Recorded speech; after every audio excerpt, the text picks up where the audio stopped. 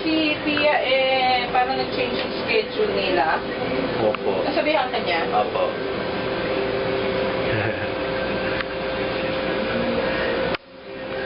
Ay, dyan siya sa stream. Dito na lang. Sige po, mas mababa.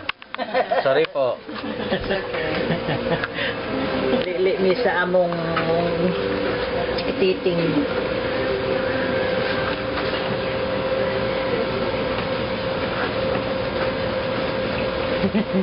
Okay, so makita natin, ito yung ulo ng isang baby. Kita mo yan, nasa baba. Ha? Okay, so this is Wow. placenta. Ayan yung ulo, ayan yung spinal column niya. Ha? Ayun siya. There's the backbone. Okay, ayun ang kasing-kasing. Ayun ang ulo ng isa, ha? Ayan na, kita mo yan? Kung saan yung puwet ng isa, andun yung ulo ng isa. Ayan, likod, ha? Ayan, kamay yun, ha? Ayan, ha? Ayan, mga daliri yun, ha? Ayan. Yes. Okay. So, ito yung ulo ng isa, ito yung braso, andito naman yung kanyang katawan, ito yung likod, no? So, baliktad sila. Hindi pa makita yung organ. Titingnan po natin, ma'am. Dahan-dahan lang po. Mahina ang kalaban. Okay, so we will measure the first baby first. Alam natin yung isa cephalic, yung isa bridge, no? Pero ito may chance pa na dalawa ang ulo nasa baba. Yes po, may chance. Pero sa ngayon, ano sila, cephalic bridge. Kunin mo itong first twin rows. Okay?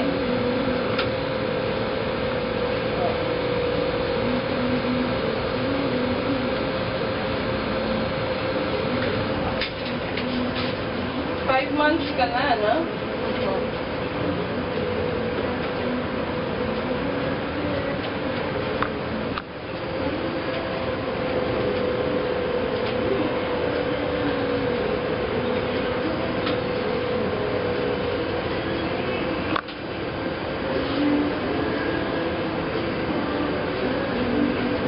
Nakikawatiil to. Ika mo yan? It's the foot, no? Of the first twin. Okay. Tinitingnan ko yung puwit niya. Because this is one leg. The other leg is over there. And this will be the genital area. Okay, now. It's a girl. Wait, check natin. Compare natin. Like, ano yan?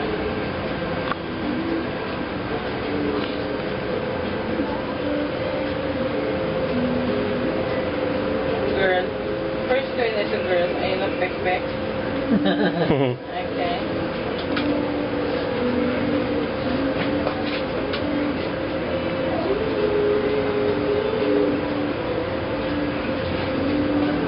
Knuckle check. Mukha yata ikaw pa rin ang nag-iisa.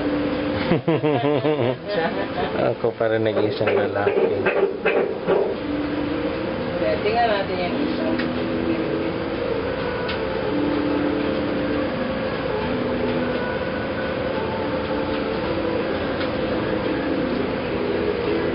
Okay.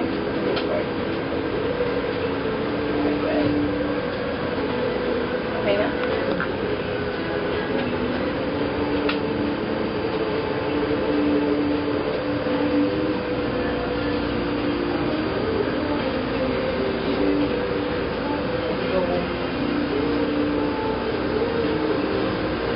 Dalonggan na. Ano pa ito? Leg. Hita. Ito, ang batis niya. Ito ang puwet. Ayun ang pek-pek niya. Tapos yung isang leg niya dun sa ilalim. Tapos parang siya nakapagilid. So, ito yung femur, no? That's the bone of the thigh.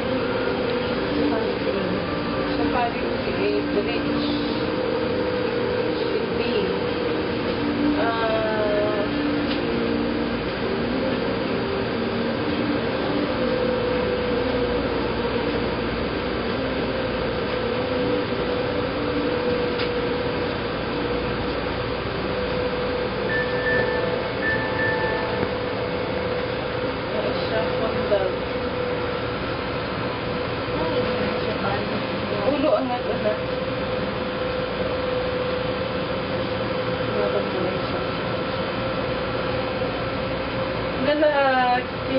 Ha? Wait ha. Partner sila. Anak, yun na. Nice. Lang makita, pero ayun o, ayun ang itlog. There you go. Wow. Pero ayun ang itlog, ayun ang tintin. Ayos. Girl lang first, boy. Hindi Very ka good. nagkita. May kadamay ka na.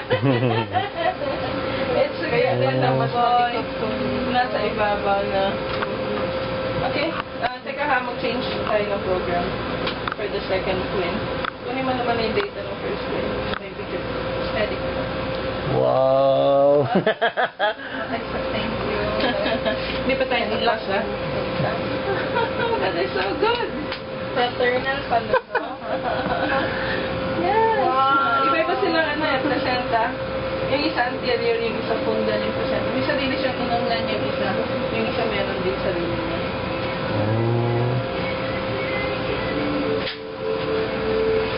Okay, second way na ako. Or hindi.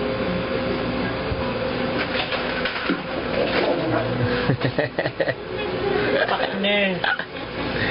Wow. Nice. Okay.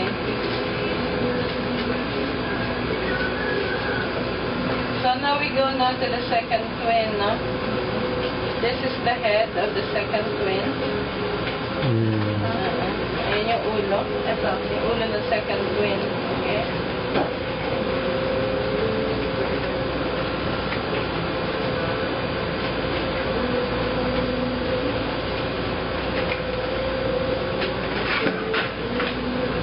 Tulad ng sabi ko kay Kuya Ma, while pwede ka naman mag-normal delivery, diba? No? Pero mag-prepare ka for the possibility, ha? Mas mag-prepare ka for the possibility na mag-CS ka. Kasi pag nag-malposition yung second twin, ibig sabihin, pagka hindi tama yung position ng second twin, mas-CS ka. Diba? Meron din naman cases na kahit cephalic na ulo-ulo na, ang kwento ko nga sa kuya mo dati, pasyente ako, parehong ulo, nauna. Ang problema, nung time na bumababa na sila, silang dalawa ayaw magbigayan. Naglumba. Maglumba sila, tapos nagsabit silang dalawa na hindi sila ayaw magbigayan. Kasi yan, dalawang ulo nakaganyan. So, ayaw silang mag-give. So, tinatry namin itulak yung isang baby para ma-isbog yung ulo ng isa. Tapos, pinaputok namin yung bag of water ng isa para mas ma-decompress yung isa. Tapos, mauna siya makalusot. Ayaw talaga! Nagsiis na lang. Nag-CS. Kasi ang tagal-tagal na. Ayaw pong lumabas. Ayaw pong bumaba. Tapos, hindi na siya lumampas. Hindi na lumampas ng hindi na nag-descend, hindi na nag-progress, hindi sila umabot ng 10 cm. Ay, naninipa yan. Lihukan siya, no? Ayun, kinti niya, no? Kita mo yan, no? Oops. Ayun, no? Yun, no? Yan. Ayun, kita mo yan? Yan. Ayan, parang gusto na magpatuli.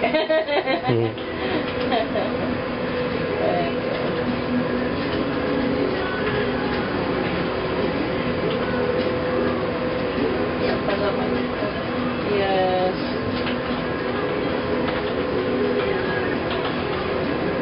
Kaya siya malikot din kasi yung ulo niya nakapwesto kung saan yung lubot ng isa.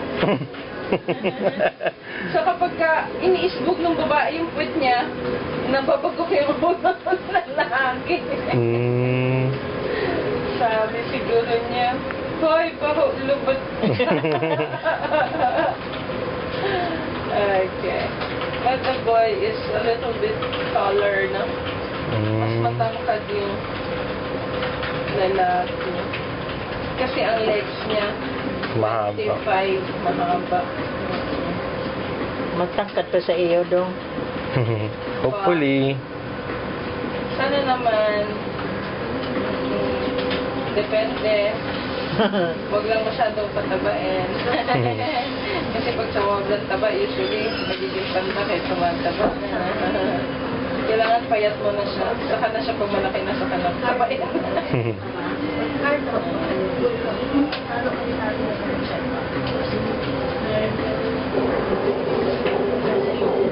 San Pedro lang sa hospital. There's a heartbeat of the second twin.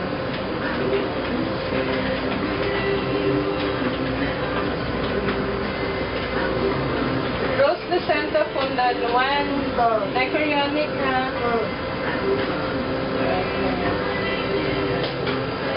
So makita mo, ito yung inanglan ng isa.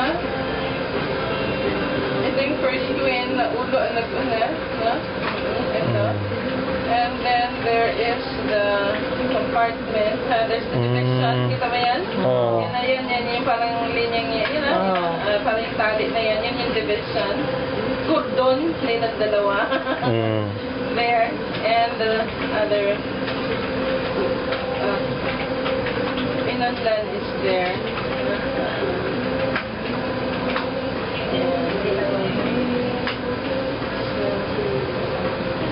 There's clearer now. There's the itlog.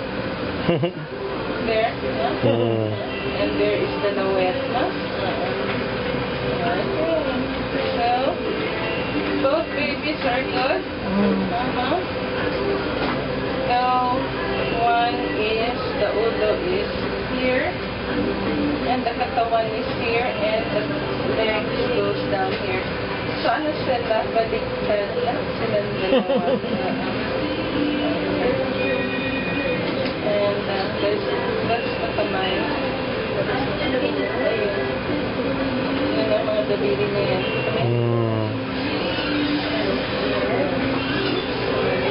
Langoy-langoy sila. Yes.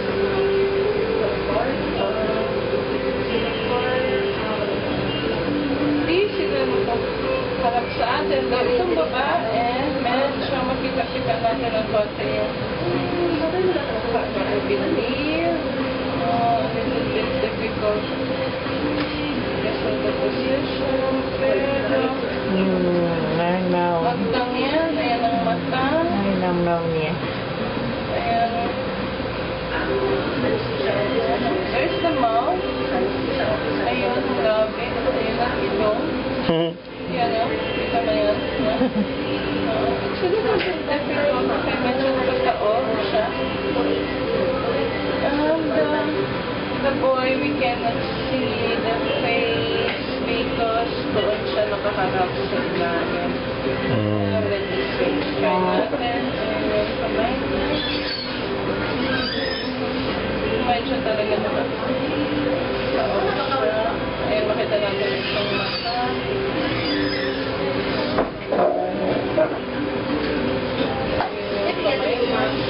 Medyo talaga nakatawa.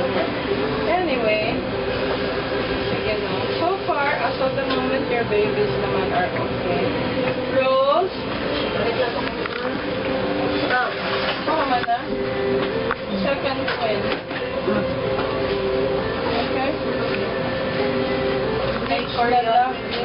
Dichorionic.